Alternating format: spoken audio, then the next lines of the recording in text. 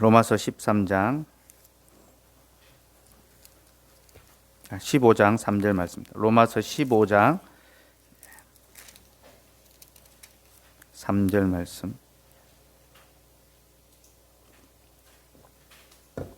15장 3절 같이 읽읍시다. 시작. 그리스도께서도 자기를 기쁘게 하지 아니하셨나니 기록된 바 주를 비방하는 자들의 비방이 내게 미쳤나이다 함과 같으니라. 아멘. 지난주일에 말씀드렸듯이 그리스도께서는 주를 비방하는 자들로부터 비방을 받으셨습니다. 곧 하나님을 비방하는 자들로부터 자신도 비방을 받으셨다라는 건데요. 이 말씀은 요한복음 2장에서 일어났던 성전 청결 사건을 배경으로 하고 있습니다. 요한복음 2장 16절에서 19절 말씀 한번 볼까요? 요한복음 2장 16절에서 19절 말씀 같이 읽읍시다. 16절에서 19절 시작.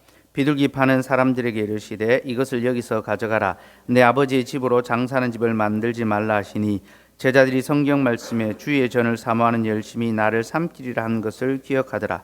이에 유대인들이 대답하여 예수께 말하기를 내가 이런 일을 행하니 무슨 표적을 우리에게 보이겠느냐. 예수께서 대답하여 이르시되 너희가 이 성전을 헐라 내가 사흘 동안에 일으키리라. 주님께서 성전을 청결하게 하셨습니다. 곧 모든 부정한 것들 쫓아내고 뒤집어 엎으시고 이제 판을 이제 뒤집으셨죠. 그렇게 행하시니까 유대인들이 이것을 대적하고 또 비방하고 나섰습니다.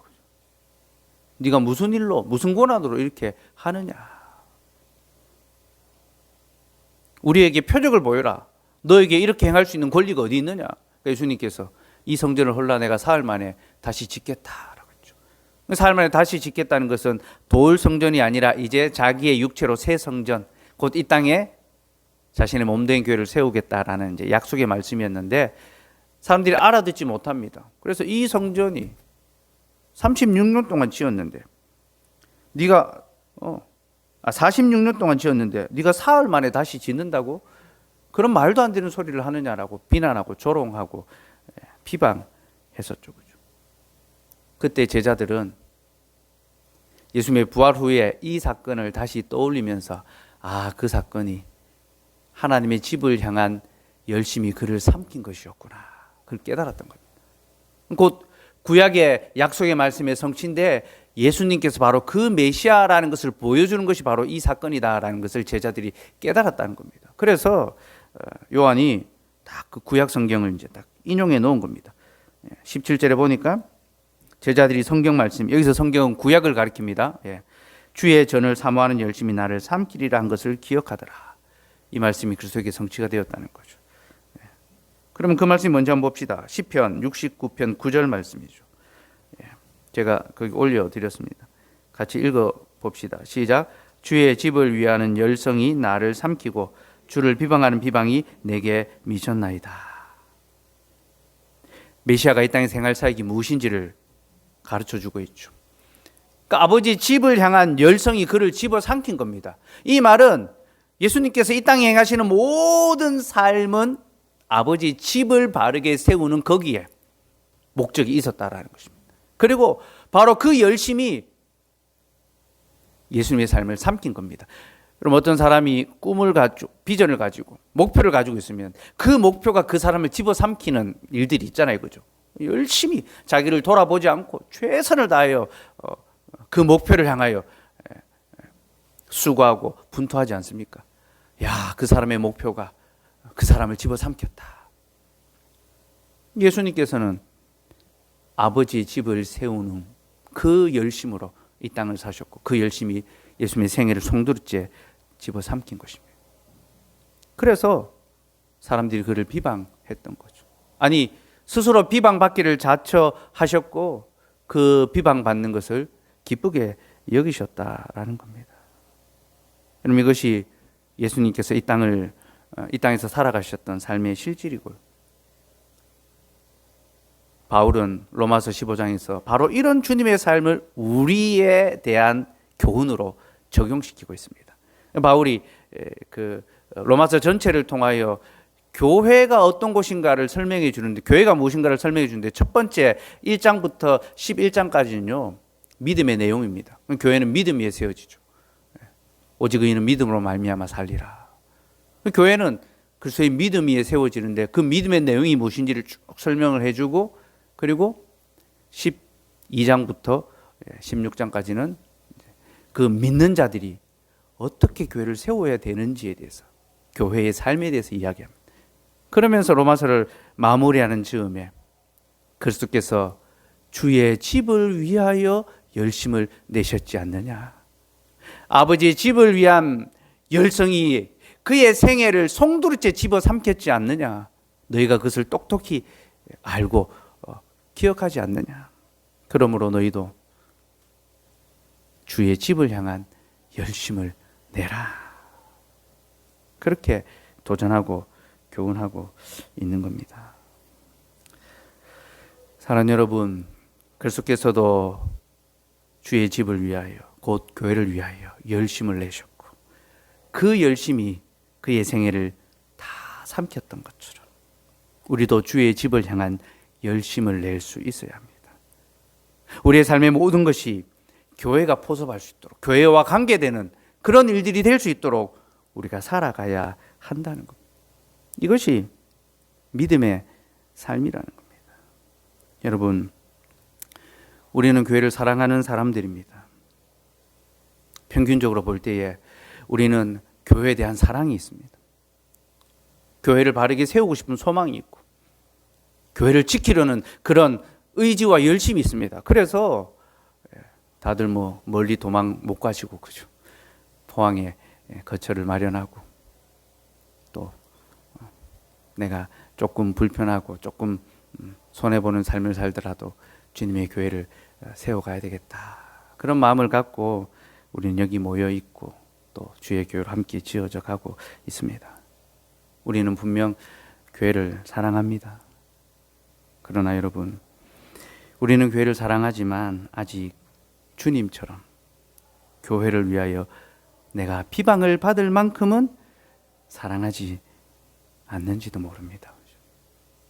분명 교회를 사랑하지만 내가 비방받지 않고 내 명예에 손상되지 않는, 또 어떤 내 삶에 큰 손해가 나지 않는 정도에서만 내가 교회를 사랑해야지. 분명 다른 사람들보다는 더 교회를 사랑한다 할 수 있을지 몰라도 우리는 아직 주님처럼 교회를 사랑하지는 않습니다.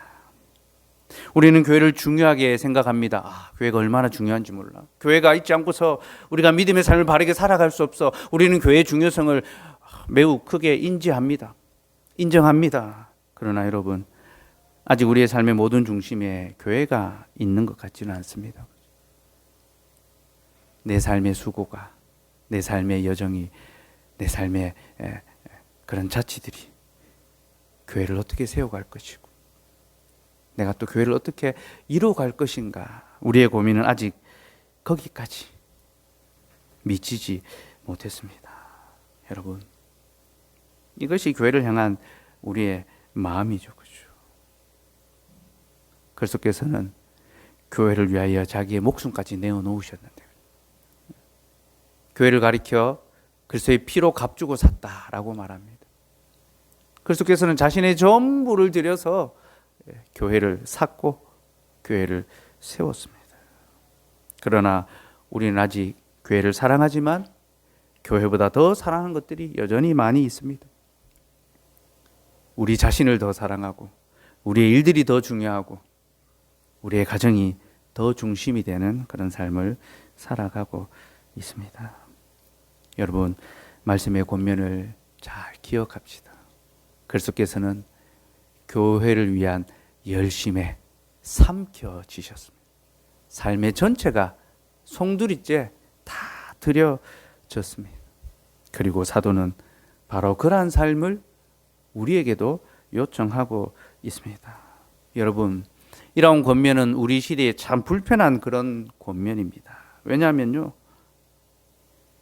우리 시대에 여러분, 교회를 위하여 헌신하십시오, 교회를 위하여 희생하십시오라는 이런 말은요, 참 불편하고 듣기 싫은, 시대에 맞지 않는 그런 말처럼 들립니다. 이런 말은요, 우리보다 한 세대, 두 세대 위에 그때나 통하는 말이지, 지금 이 시대에 교회를 위하여 살라고 말하는 것, 이것보다 불편하고 사람들의 마음을 어렵게 하는 그런 교훈이 있을까 싶은 생각이 듭니다. 우리 시대 성도들은 더 이상 교회를 위하여 헌신하려 들지 않습니다. 교회를 통하여 자신이 뭔가를 공급받고 체험받기를 원하지만 내가 교회를 위하여 어떻게 헌신해야 되는지에서는 별로 생각하지 않습니다. 그래서 교회를 떠나는 사람들 보면요, 다 하나같이 교회에 상처받았다, 내가 사람들에게 상처받았다. 아니, 자기가 준 상처는, 자기가 준 피해는 생각도 안 하면서 늘 자신이 상처받았다라고 생각합니다. 내가 무언가를 받아야지만 된다라는 그런 생각을 갖고 교회 생활을 해가는 거죠. 여러분, 교회는 그런 것이 아닙니다. 하나님께서는 교회를 통하여 우리의 영혼에 필요한 모든 것을 채워주시지만요, 그와 동시에 우리의 모든 것도 내어놓기를 요구하십니다. 희생하고 헌신하라. 내가 교회를 위하여 희생한 것처럼 너희도 그리 해야 한다라고 그렇게 요청하십니다. 사랑하는 여러분, 우리가 교회를 위하여 희생하고 헌신하며 섬겨야 된다는 사실을 잊지 맙시다. 이것이 지금 우리 시대의 성도들에게 걸림이 되고 불편하며 또 듣기 힘든 그런 말씀일지 몰라도 이것이 성경의 말씀이기 때문에 교회는 가르쳐야 하고 또 성도들에게 이것을 요구해야 합니다. 왜냐하면요, 바로 그러한 삶이 하나님이 기뻐하시는 삶입니다. 우리는 하나님이 기뻐하시고 온전한 뜻이 무엇인지를 분별하여 그것을 행하여야 합니다. 그 삶이 무엇입니까? 이제 자기를 위하여 살지 아니하고 주님의 교회를 위하여 살아가는 것. 이제 자신만을 위하여 수고하지 않고 주님의 교회의 지체들을 위하여 수고하는 것. 그것이 하나님이 기뻐하시는 온전한 삶이기 때문입니다. 히브리서 13장 16절 말씀 같이 읽읍시다. 시작. 오직 선을 행함과 서로 나누어 주기를 잊지 말라. 하나님은 이 같은 제사를 기뻐하시느니라. 지난주에 주일에 살폈던 말씀이죠. 이 바로 앞의 내용은 예배에 관한 것입니다. 교회는 예배하는 곳이죠, 그죠? 하나님은 우리에게 예배를 원하십니다. 근데 바로 그 다음 내용은 예배하는 우리가 서로 선을 행하며 서로 나눠주고 교제하기를 잊지 말아야 한다는 겁니다. 하나님 이 같은 제사를 기뻐하십니다. 여러분, 하나님이 받으실 만한 합당한 예배가 무엇입니까? 우리의 몸을 거룩한 산제물로 드리는 거죠. 그 거룩한 산제물의 첫 번째는 우리가 찬미의 제사, 입술로 우리가 하나님을 예배하는 바로 그 공적 예배를 가리킵니다. 그리고 두 번째 측면은요, 우리가 주님의 몸된 교회로 성도의 교제를 나누고 서로 돌아보고 서로 사랑하고 서로 섬기는 것. 이것이 하나님이 기뻐 받으시는 제사, 합당한 예배가 된다는 것입니다. 그러니 여러분, 주님의 교회에서 주님을 예배함으로 하나님을 기쁘시게 하고 주님의 교회에서 서로 돌아보고 섬김으로써 하나님을 기쁘시게 할 수 있는 그런 저희가 되기를 바랍니다. 그런데 여러분, 이렇게 살아가려면 우리에게는 복음의 담력이 필요합니다. 왜냐하면 이런 삶은 세상에서 어리석고 미련한 것이라고 그렇게 불리기 때문이죠. 열심히 벌어서 헌금하는 거, 교회에다 갖다 바치는 거. 사실 다 갖다 바치지도 않는데 사람들은 왜 다 교회에 갖다 바치냐고 말하는지 모르겠는데 어쨌든 교회에 헌금하고 시간을 들여서 교회에 생활을 하고 봉사를 하는 것, 어리석고 미련한 삶으로 조롱을 받습니다. 그래서 우리가 이런 삶을 살아가기 위해서는 우리에게 믿음의 담력이 필요합니다. 그럼 이 믿음의 담력이 어디에서 옵니까? 성령의 능력에서 오죠. 제가 주일에도 말씀드렸습니다.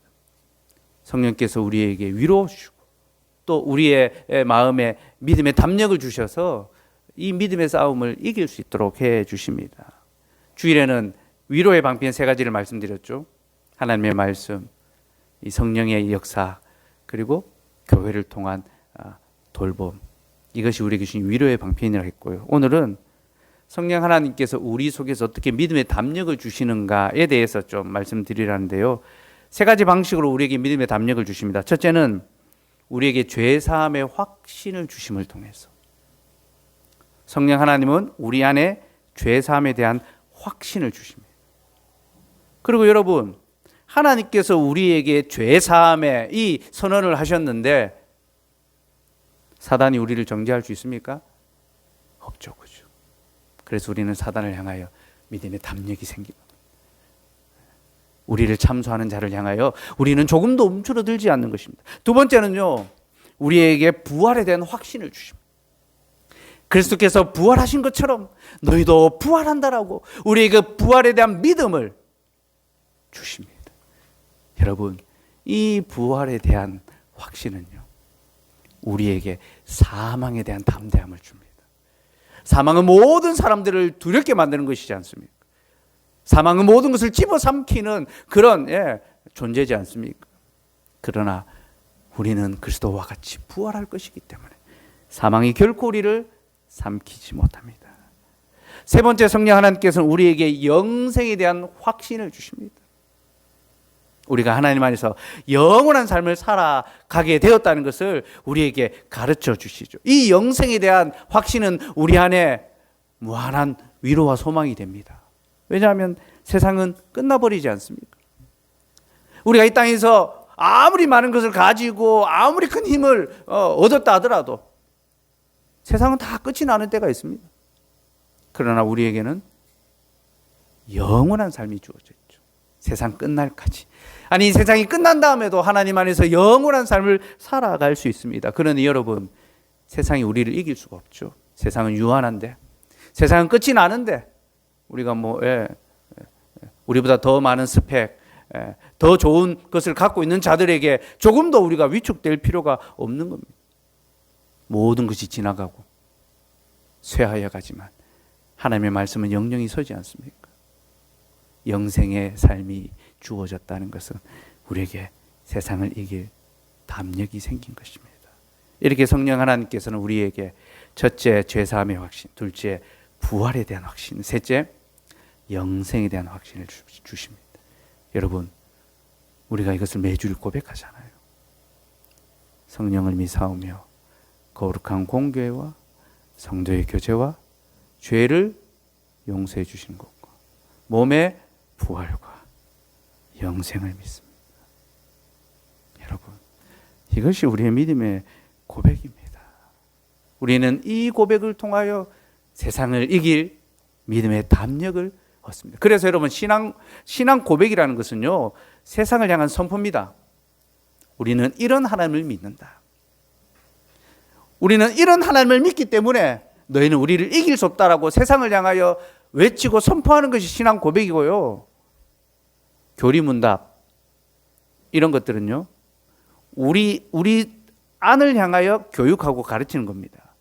우리가 믿는 하나님 이런 분이시오.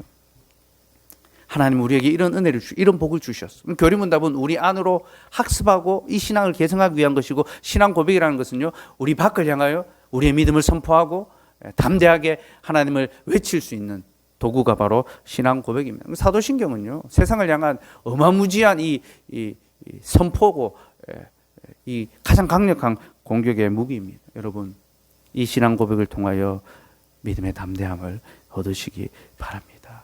또 하나, 성령 하나님께서는요, 우리에게 담력을 주시기 위하여 우리로 기도하게 하십니다.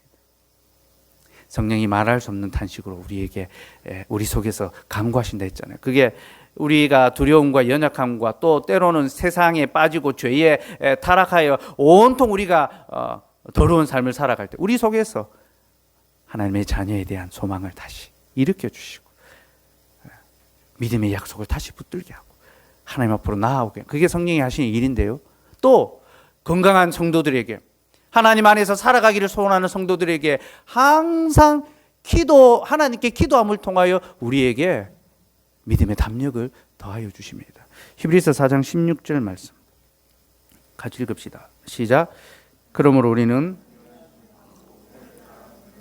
얻기 위하여 은혜의 보좌 앞에 담대히 나아갈 것이니라. 하나님께서 우리에게 아주 담대한 특권을 주셨습니다. 때를 따라 우리를 도우시는 하나님께 나아가서 우리가 필요할 때마다 그 도움을 구할 수 있게 해주신 겁니다. 이것이 우리에게 주어진 특권입니다. 여러분, 우리는 언제든지 우리가 필요할 때마다 하나님 앞으로 담대히 나아갈 수가 있습니다. 이것은 구약과의 차별성을 보여주는 거죠. 구약은 아무 때나 못 갔습니다. 속죄의 날에, 그것도 두려움을 갖고 대제사장이 어린 양의 피를 들고 벌벌 떨며 하나님의 보좌 앞으로 갔지 않습니까? 그 성막 안에 그 시온자, 하나님의 그 보좌 법궤 앞에 나아갔지 않습니까? 그런데 신약에 우리는 예수 그리스도로 말미암아 때를 따라 돕는 은혜를 받기 위하여 언제든지 하나님 앞으로 나아갈 수 있게 되었다. 담대하게 나아갈 수 있게 되었다. 이것이 우리에게 주신 특권입니다. 이것이 왜 특권이냐? 여러분, 언제든지 필요할 때마다 하나님께 나아갈 수 있다는 것은 우리가 하나님의 자녀가 되었다라는 것을 보여주기 때문입니다. 여러분, 아버지 앞에 마음대로 나아갈 수 있는 것은 자녀의 특권입니다. 자녀는 언제든지 아버지 앞으로 나아갈 자유가 있고 자기의 필요를 아뢰를 권리가 있습니다. 그제밤 9시에 우리 시온이에게서 저에게 전화가 한 통 왔습니다. 그 즈음에 전화가 온다면 목적은 딱 하나입니다. 전화를 받았죠. 수화기 너머로 시온이의 간단 명료한 명령이 하나 딱 떨어졌습니다. 아빠, 이탈리안 치즈 피자 하나 피자 마루에 주문해서 이제 포장해서 오라는 거죠. 언제 어디서나 내가 필요가 있을 때 전화해서 요청합니다. 요구합니다. 왜 그렇습니까? 자녀이기 때문이죠. 우리는 하나님의 긍휼하심을 얻었습니다. 그래서 때를 따라 돕는 은혜를 얻기 위하여 은혜의 보좌 앞으로 담대하게 나아갈 수 있습니다. 여러분, 우리는 우리의 필요가 있을 때마다 하나님 앞으로 가서 엎드리면 됩니다. 그래서 우리 하나님은 우리에게 모든 것을 풍족하게 채워주시는 것이 아니라 결핍과 어려움과 역경을 겪게 하시는 거예요. 여러분, 모든 것이 풍족해서 결핍이 없다. 그 사람은 복된 자가 아니라 오히려 화가 임한 자일 수 있습니다. 그로 인하여 하나님을 찾는 것을 잊어버릴 수가 있기 때문이죠. 그래서 여러분, 사실 이 시험 합격해서 취업되는 거, 또 취업돼가지고 직장생활 하는 거 너무너무 좋고 또 필요한 건데요. 합격하고 나면, 취업하고 나면요, 내가 뭐가 필요한지를 잊어버리게 되고, 또 필요한 것이 있어도 하나님께 구하지 않고 내가 번 돈으로 사고 내가 해결하고 그렇게 될 수 있습니다. 그게 우리의 삶의 어떤 양식입니다. 그래서 하나님께서는 우리에게 때때로 결핍을 주십니다. 어려움을 주십니다. 우리의 손으로, 우리의 돈으로, 우리의 능력으로 해결할 수 없는 불가항력적인 그런 어떤 어려움과 위기, 건강을 우리가 어떻게 하겠습니까? 여러분, 나중에 자녀들을 한번 낳아서 길러보십시오. 자녀가 마음대로 될 것 같습니까? 제가 오늘 점심에 어떤 성도님하고 식사를 했는데 자식 걱정, 자녀가 뜻대로 안 된다면서. 여러분, 하나님께서는 우리의 삶에 뜻대로 할 수 없는 많은 어려운 일들을 겪게 하십니다. 왜 그렇게 하십니까? 그때마다 하나님께 나와서 때를 따라 돕는 은혜를 얻게 하기 위해서입니다. 그러니 여러분, 우리가 언제든지 하나님 앞으로 나아가 기도할 수 있다는 것은 우리에게 주신 큰 특권이며 우리가 세상을 이길 수 있는 담대함의 근원이 됩니다. 그러면 여러분, 우리는 무엇을 위해서 기도하고 구해야 할까요? 에베소서 6장 19절 20절 말씀 같이 읽읍시다. 시작. 또 나를 위하여 구할 것은 내게 말씀을 주사 나로 입을 열어 복음의 비밀을 담대히 알리게 하옵소서 할 것이니, 이를 위하여 내가 사슬에 매인 사신이 된 것은 나로 이 일에 당연히 할 말을 담대히 하게 하려 하심이라. 우리가 기도해야 할 것은 복음의 비밀을 담대히 말할 수 있게 해달라고, 그 복음의 비밀을 담대하게 붙들고 살아갈 수 있게 해달라고 기도해야 합니다. 물론 이것의 첫 번째 적용은 말씀의 사역자에게 돼야 되는 거죠. 여러분들은 저를 위하여 기도해 주셔야 돼요. 제가 사람을 두려워하지 아니하고 사람이 떠날 것을 염려하지 아니하고 복음을 담대하게 전할 수 있도록, 사람들의 듣기에 좋은 말이 아니라 하나님께서 주시는 말씀을 가감없이 전할 수 있도록 목사에게는 담력이 필요합니다. 용기가 필요합니다. 목사는 말씀의 자리에 설 때마다 고민하며 갈등하게 됩니다. 제가 현실과 타협하지 아니하고 하나님의 진리의 말씀을 사수할 수 있도록 기도해 주셔야 하고, 또한 여러분들을 위해서도 기도하셔야 돼요. 하나님, 세상 속에서 복음을 부끄러워하지 아니하고 이 복음을 자랑하며 살게 하여 주시옵소서. 이 복음대로 순종하며 살게 하여 주시옵소서. 내게 믿음의 담력을 주시옵소서. 여러분, 자꾸 무너지는 어떤 움츠러드는 대상, 일, 환경이 있을 수 있습니다. 죄의 문제, 이런 것들이 있을 수 있습니다. 바로 그 자리에서, 그 상황에서, 그 사람 앞에서 하나님, 내게 믿음의 담력을 주시고 복음의 원리 가운데 나를 살게 하여 주시옵소서. 그렇게 간구해야 합니다. 이것이 때를 따라 돕는 은혜를 주신 하나님께 우리가 즐거이 기쁘고 확신 있게 구해야 될 기도의 내용들입니다. 예, 우리 같이 찬송하면서